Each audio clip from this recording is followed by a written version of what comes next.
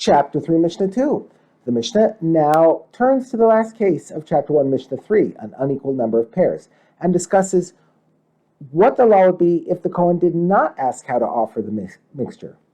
If one pair was separated for this woman and 2 pairs were separated for this other woman, or 3 pairs were separated for this other woman, or if 10 pairs were separated for this woman and 100 pairs were separated for this other woman, in all these cases, if the Kohen did not ask, but rather offered all of them above the red line on the Mizbeach as olos, the law is that half are valid and half are invalid. Similarly, if he offered all of them below the red line on the Mizbeach as chatas, the law is that half are valid and half are invalid.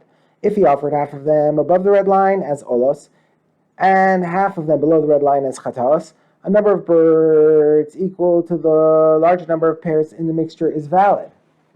Both this Mishnah and the previous one discussed cases in which a mixture of 2 women's pairs was offered half above as olos and half below as chatas. In the case of the previous Mishnah, both women had the same number of pairs, and the Mishnah ruled that half are valid and half are invalid. In the case of our Mishnah, one woman had more pairs than the other, and the Mishnah ruled that the large number of pairs is valid. The Mishnah now states this distinction in the form of a rule.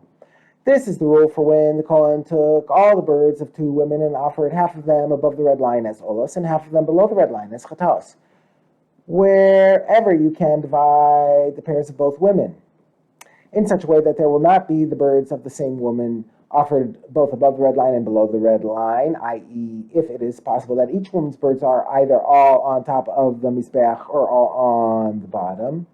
The law is that half are valid and half are invalid.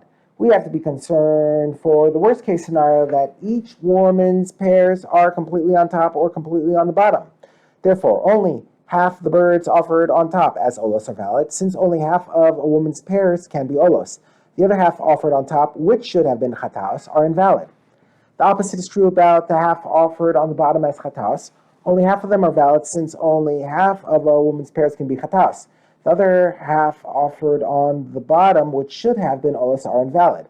But wherever you cannot divide the pairs, unless some birds of the same woman are both above the red line and below the red line, the law is that an amount equal to the large number of pairs is valid, as was explained earlier in this Mishnah.